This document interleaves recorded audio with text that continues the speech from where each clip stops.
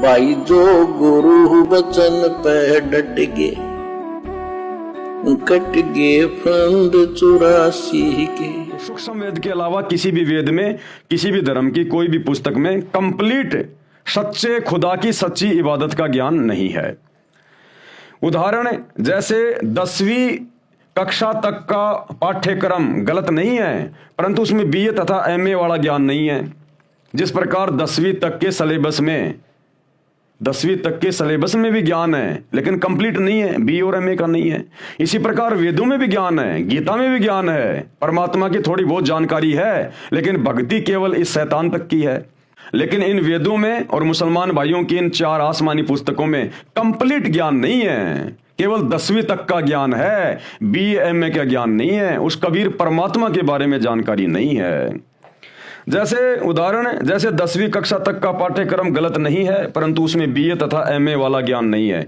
वह पाठ्यक्रम गलत नहीं है, परंतु पर्याप्त भी नहीं है, समझने के लिए इतना ही पर्याप्त है। यानी उसमें ज्ञान जो है वो आधा अधूरा है। उस ज्ञान को सुनकर समझकर हम मोक्ष प्राप्त नहीं कर सकते, गधे कुत्ते बनने से नहीं बच सकते, नरक में जाने से नहीं बच सकते, केवल काल तक की साधना में रहेंगे। इनमें केवल इतना ही ज्ञान है। कंप्लीट ज्ञान सूक्ष्म वेद में मिलेगा, सतगुरु स्वयं आकर समझाएगा, जो आज समझा रहे हैं। प्रश्न किया किसी ने, संसार के शास्त्र तथा संत परमात्मा के विषय में क्या जानकारी देते हैं? यानी दुनिया भर के जो शास्त्र हैं वो संत या परमात्मा के विषय में क्या जानकारी देते हैं? उत्तर दिया गुरुदेव भगवान ने, विश्व के मुख्य शास्त्रों में, सदग्रंथों में परमात्मा को बहुत अच्छे तरीके से परिभाषित किया है। पहले ये जानते हैं कि विश्व के मुख्य शास्त्र यानी सदग्रंथ कौन से हैं। नंबर 1, वेद 2 प्रकार के हैं, सूक्ष्म वेद और सामान्य वेद। सामान्य वेद आपको बता दिए, ये 4 वेद जो शैतान ने अपने बेटे ब्रह्मा को दिए, ब्रह्मा ने अपने वंशजों को दिए। आगे चलकर इनकी 4 मोटी मोटी पुस्तकें बता दी गई, जिनमें केवल शैतान यानी काल तक का ज्ञान है। तो वेद 2 प्रकार के हैं, एक तो सामान्य वेद, ये 4 वेद, और दूसरा सूक्ष्म वेद जो कबीर भगवान स्वयं आके ज्ञान बताता है। वो कबीर सागर, वो गरीबदास जी का ग्रंथ, और वर्तमान में सतगुरु रामपाल जी ने जो पुस्तकें लिखी हैं ये हैं सूक्ष्म वेद। वेद 2 प्रकार के हैं, सूक्ष्म वेद और सामान्य वेद। अब ये सूक्ष्म वेद क्या है? ये वह ज्ञान है जिसको अल्लाह ताला यानी समर्थ परमात्मा स्वयं पृथ्वी पर प्रकट होकर अपने मुख कमल से वाणी उच्चारण करके बोलता है। यह संपूर्ण अध्यात्म ज्ञान है। इसका कहां प्रमाण है?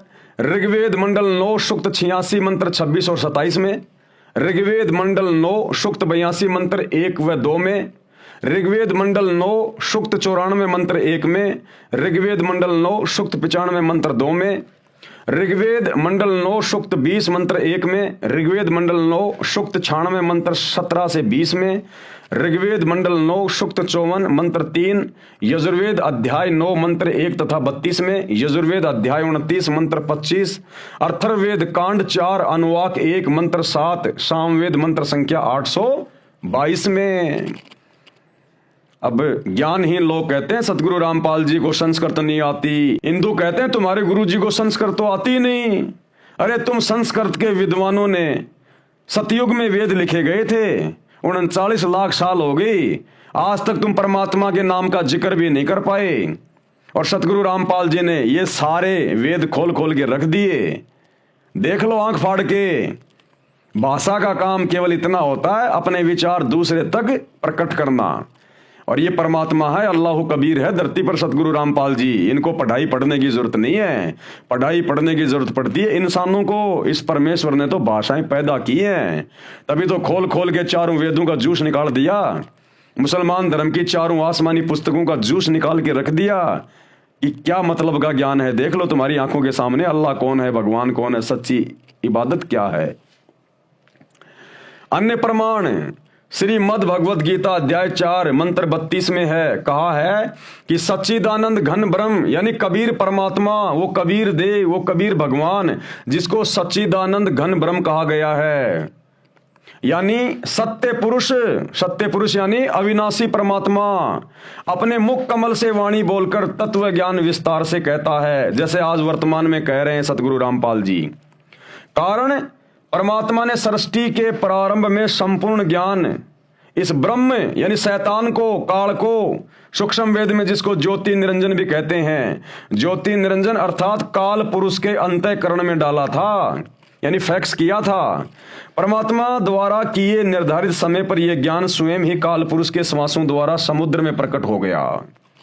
ये परमात्मा है भाई और बहनों, ये अल्लाह कबीर है, सारी सिद्धियों का स्वामी है। इन्होंने जो समय निर्धारित किया हुआ है उस समय पर इस शैतान, इस काल की श्वासों के माध्यम से ये वेदों का ज्ञान बाहर प्रकट हुआ। जिस प्रकार परमात्मा ने विधान बना रखा है कि 9 महीने होते ही माता के गर्भ से बच्चा बाहर आएगा तो आएगा, उसे कोई रोक नहीं सकता। ये परमात्मा का बनाया गया विधान है, अल्लाह कबीर का। तो इसी प्रकार उस परमात्मा ने अपना विधान बना दिया था उस काल को, जब सतलोक से बाहर निकाला था शैतान को। इसकी श्वासों के माध्यम से वो समय आने पर ये वेदों का ज्ञान जो है ये प्रकट हुआ। वो ज्ञान इसने अपने बेटे ब्रह्मा को दे दिया। ब्रह्मा ने वो ज्ञान अपने वंशजों को सुनाया और नीचे फिर मनु ने, दक्ष ने, इन ऋषि महर्षियों ने फिर इसको कागज पे लिपिबद्ध कर दिया। तो ये भाई और बहनों, ये परमात्मा की टेक्नोलॉजी है। आप और हम अभी परमात्मा की परिभाषा से परिचित हैं। हम केवल पत्थर पूजते पूजते रह गए। हमारे बाप दादा मंदिर मस्जिद जाते जाते इन पत्थरों पे नाक रगड़ते रगड़ते, माथा रगड़ते रगड़ते, सिजदा करते करते मर गए। हमें अभी तक वास्तविक खुदा की और उसकी इबादत का नहीं पता चला। तो ये अल्लाह कबीर, इसकी विज्ञान, इसकी टेक्नोलॉजी सर्वश्रेष्ठ है। ये आजकल के वैज्ञानिक उसी परमात्मा के द्वारा दी गई बुद्धि के आधार से ये टीवी, रेडियो, मोबाइल, इंटरनेट, हवाई जहाज बना के पता नहीं अपने आप को खुदा मान बैठे। अरे तुम जिस मटेरियल के ऊपर ये चीजें बना रहे हो, आविष्कार कर रहे हो, ये मटेरियल किसका है? इसी जमीन से लिया तुमने खोद खोद के पहाड़ों को। ये पहाड़ किसने बनाई? मिट्टी किसने बनाई? धरती किसने बनाई? उस खुदा ने, उस अल्लाह ने। ये उसी का मटेरियल है, वरना कहां से बनाते तुम? ये बुद्धि आज से पहले नहीं थी इंसान के पास में। ये पैगंबर जा लिए, अवतार जा लिए, क्या उनको जरूरत नहीं थी मोबाइल की, गाड़ियों की, पंखे की, एसी की, हीटर की? वो क्यों नहीं बना पाए? आज क्यों बना रहा इंसान? इसी कबीर अल्लाह ने, सतगुरु रामपाल जी ने इंसान को बुद्धि दी है। और ये सारे साधन, ये टीवी, रेडियो, मोबाइल, इंटरनेट, गाड़ियां, हवाई जहाज, ये भक्ति में सहयोग के लिए बनवाई है भगवान ने, क्योंकि ये भक्ति युग चल रहा भी है। 2028 के बाद जितनी भी आत्माएं बचेंगी महाविनाश के बाद, वो सब सतगुरु रामपाल जी की भक्ति करेंगी। और भविष्य मालिका कहती है टोटल 64 करोड़ व्यक्ति बचेंगे पूरे विश्व में, इतना विनाश होगा। उसके बाद ये विज्ञान हम भक्तों के काम आएगी। अभी तो काल शैतान बकवास ज्यादा करवा रहा है। फिल्में बनवा दी, अश्लील फिल्में बनवा दी, दुनिया भर के लोग शॉर्ट वीडियो, रील वगैरह। ये परमात्मा सतगुरु रामपाल जी के सत्संग सुनने और सुनाने के लिए ये मोबाइल बने, ये टीवी बने। भगत भाई बहनों ने आपस में अपने परमात्मा की, अपने गुरु की ज्ञान चर्चा के लिए ये मोबाइल बनवाए। आजकल इनमें बकवास चल रही है, ये 2-4 साल की बकवास है, उसके बाद कुछ नहीं है। भक्ति चलेगी पूरे विश्व में। ये एरोप्लेन, हेलीकॉप्टर, गाड़ियां, ये सत्संग में आने जाने के लिए परमात्मा ने बनवाई है। ये फालतू में 2 नंबर के काम करने के लिए नहीं बनवाई। ये तो शैतान इनका दुरुपयोग करवा रहा है, वर्तमान में आपके कर्म फुड़वा रहा है। आने वाले समय में इस कबीर भगवान सतगुरु रामपाल जी के द्वारा इंसान को बुद्धि देकर बनवाई गई इन प्रत्येक वैज्ञानिक वस्तुओं का प्रयोग, उपयोग केवल भक्ति में होगा। तो ये थोड़े समय की बकवाद है, ज्यादा की नहीं है। तो क्या कह रहे हैं? ज्योति निरंजन अर्थात काल पुरुष के अंतःकरण में डाला था ये ज्ञान, ये वेद उस कबीर अल्लाह ने फैक्स किया था। परमात्मा द्वारा किए निर्धारित समय पर यह ज्ञान स्वयं ही काल पुरुष के श्वासों द्वारा समुद्र में प्रकट हो गया। जिस प्रकार ये वैज्ञानिक जो ये फैक्स वगैरह इन्होंने बना दिए उस मालिक के आशीर्वाद से, ये हमारे भक्ति समझने में बड़े सहायक हैं। अब लोग कहेंगे उस परमात्मा ने सतलोक में बैठे बैठे लाखों किलोमीटर दूर से, करोड़ों अरबों किलोमीटर दूर से काल के अंतःकरण में कैसे भेज दिया वो ज्ञान? वो कैसे हो गया फैक्स? अरे 2 मोबाइल हैं और 2 मोबाइलों में आप जी व्हाट्सएप के माध्यम से, एक अमेरिका में बैठा है, एक हिंदुस्तान में बैठा है, आप लोग कैसे भेज देते हो उसमें मैसेज वगैरह, वीडियो वगैरह? उसके मोबाइल में भी रह जाता है और तुम्हारे पास भी आ जाता है। बॉम्बे में बैठा आदमी दिल्ली में फैक्स करता है, वो कागज वहां कैसे निकल जाता है? ये परमात्मा ने ये विज्ञान थोड़ी सी -1 पॉइंट, बस इतना ही ज्ञान दिया जीव को। ज्यादा की आवश्यकता नहीं। और इतने में ये जीव अपने आप को खुदा मान बैठा, भगवान मान बैठा। तो परमात्मा के ज्ञान से इंसान को बुद्धि आएगी ये सब कुछ भगवान का है, हमारा कुछ नहीं है। हम जीव हैं 2 कौड़ी के। कल को पागल हो गया, लैट्रिन गोबर खाता फिरता है, इंसान की इतनी औकात है, इससे ज्यादा नहीं है। तो ये परमात्मा ने बनवाई ये सारी चीजें इंसान को बुद्धि देके। आज से पहले कहां थे टीवी, रेडियो, मोबाइल, इंटरनेट? अरे कहां थे 20-30 साल पहले ये मोबाइल? क्या उस समय लोगों की रिश्तेदारियां नहीं होती थी? क्या आपस में बात करने की उनकी इच्छा नहीं होती थी? कोई मर जाता था तो 10 दिन बाद में जाके मालूम पड़ता था वो मर गया, और आज 1 सेकंड में आज ही वो मर गया। तो क्या पहले आवश्यकता नहीं थी? क्या पहले लोगों की रिश्तेदारियां नहीं थी? लोग आते जाते नहीं थे? पैदल जाया करते थे, बैलगाड़ी जोड़ के, ऊंट गाड़ी जोड़ के महीनों भर लग जाते थे। और आज एरोप्लेन में बैठो, 700 किलोमीटर प्रति घंटा की रफ्तार से तुरंत पहुंच जाओ, अपनी खुद की गाड़ी में जाओ, ट्रेन में जाओ। क्या पहले आवश्यकता नहीं थी क्या इंसान को इन चीजों की? ढंग की रोड भी नहीं थी, गर्मियों में एक पंखा भी नहीं बनाया किसी ने। ये परमात्मा ने आज बनवानी थी और आज इसने बनवा दी। और आने वाले समय में ये सारी चीजें केवल भक्ति में काम आएंगी। और जो बकवाद करेगा उनके मोबाइल में आग लग जाया करेगी, फूटेंगे, उनके टीवी जल जाया करेंगे। इस परमेश्वर ने भक्ति के लिए बनवाई है चीजें। अब आगे इनका दुरुपयोग नहीं होगा, जब उसका ठीक का समय आ जाएगा 2028 के बाद। परमात्मा द्वारा किए निर्धारित समय पर यह ज्ञान स्वयं ही काल पुरुष के श्वासों द्वारा समुद्र में प्रकट हो गया। जैसे 9 महीने बाद तुरंत बच्चा मां के पेट से बाहर आ जाता है, परमात्मा ने निर्धारित कर रखा है। काल पुरुष यानी शैतान ने इसमें से महत्वपूर्ण जानकारी निकाल दी।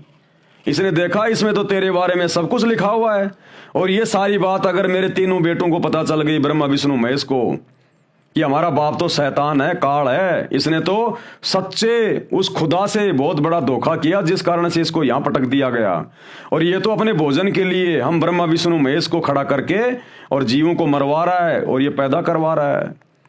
तो काल ने देखा, शैतान ने देखा, अगर ये बात मेरे तीनों बेटों तक पहुंच गई तो मेरे लिए फिर काम नहीं करेंगे ये।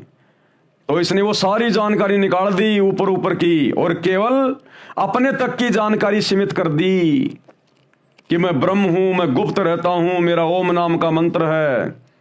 और ब्रह्मा विष्णु महेश के माध्यम से फिर इसने जीवों की उत्पत्ति करी। आगे चलकर यही जीव कोई हिंदू, मुसलमान, सिख, ईसाई बन गया। तो ये है पूरा का पूरा बखेड़ा इस काल का। काल पुरुष ने यानी शैतान ने इसमें से महत्वपूर्ण जानकारी निकाल दी, शेष अधूरा ज्ञान संसार में प्रवेश कर दिया। उसी को 4 भागों में व्यास ऋषि ने विभाजित किया, यानी महर्षि वेद व्यास ने उस ज्ञान को 4 वेदों के रूप में लिख दिया। उसके 4 वेद ऋग्वेद, यजुर्वेद, सामवेद तथा अथर्ववेद बनाई। अब दूसरा है सामान्य वेद। सामान्य वेद ये वही 4 वेद वाला ज्ञान है जो ब्रह्म यानी ज्योति निरंजन अर्थात काल शैतान ने अपने ज्येष्ठ पुत्र यानी अपने बड़े पुत्र ब्रह्मा जी को दिया था। इस शैतान का सबसे पहला पुत्र है ब्रह्मा, उससे छोटा विष्णु, उससे छोटा शंकर। तो अपने बड़े पुत्र ब्रह्मा को इसने ये ज्ञान दिया। ये अधूरा ज्ञान है, यानी 4 वेदों वाला ज्ञान अधूरा है। इसमें से मुख्य जानकारी निकाल ली गई है जो ब्रह्म अर्थात काल ने जानबूझकर निकाली थी।